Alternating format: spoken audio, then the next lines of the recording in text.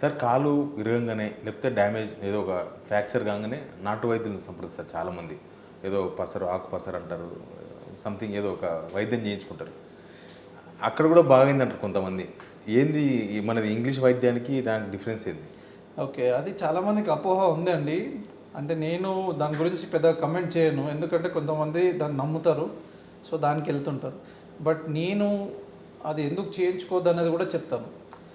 So, ఇప్పుడు ఒక 25 years, 30 years back అంటే మన దగ్గర ఆహ్, ట్రీట్మెంట్ పాలిసీస్ గానీ, ఇంప్లాంట్స్ అంటే లోపటేసే ప్లేట్లు గానీ, స్క్రూస్ గానీ అంత అడ్వాన్స్ లేకుండే. కొంచెం వీక్ ఉంటుండే, లేకపోతే క్వాలిటీ చీప్‌గా ఉంటుండే.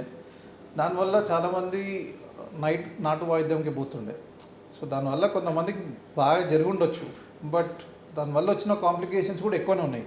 ఇప్పుడు దాంట్లోకి వెళ్తే అది ఒక పెద్ద సబ్జెక్ట్ అవుతుంది. మేబీ వాళ్ళకి నచ్చకపోవచ్చు. సో, మనం దాని గురించి డిస్టర్బ్ చేయకుండా, అది చేయించుకోకుండా ఇప్పుడు వచ్చిన రీసెంట్ అడ్వాన్సెస్ మనం చేసే ఫ్రాక్చర్స్ ఫిక్సేషన్స్లోకి వెళ్తే ఇప్పుడున్న ప్లేట్స్ కానీ, స్క్రూస్ కానీ అవన్నీ మనం యూఎస్ నుంచి ఇంపోర్ట్ చేసుకుంటాం. దానివల్లనే కొంచెం కాస్ట్ ఎక్కువ అవుతుంది.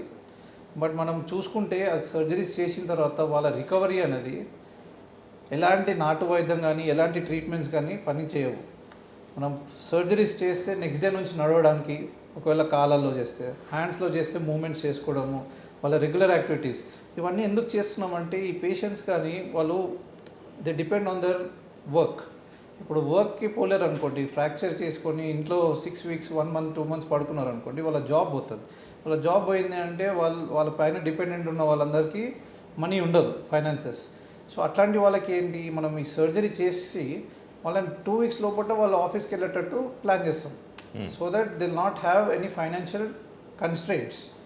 బట్ వీళ్ళేంటి అంటే మనము నాటు వైద్యం చేసుకుంటే సర్జరీ లేకుండా మంచిగా అయిపోతుందని ఇట్లాంటి వాళ్ళు చేయించుకొని 3 మంత్స్, 6 మంత్స్ ఇంట్లోనే ఉండేటట్టు అయిపోతారు వాళ్ళు. సో, వాళ్ళు ఆ వేలో చూసుకుంటారు.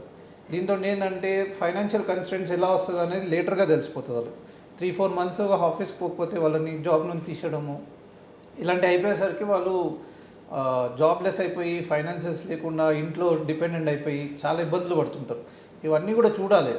సో, ఇవన్నీ చూస్తుంటే మనము ఒక ఐడియా అనేది వస్తుంది. అదే సర్జరీ చేసుకుంటే మనం ఫాస్ట్గా వెళ్ళిపోవచ్చు, రికవరీ ఫాస్ట్గా ఉంటుంది, తొందరగా మనము ఆఫీస్కి జాయిన్ అయిపోయి మన సెక్యూరిటీ అనేది ఉంటుందని ఆలోచించాలి.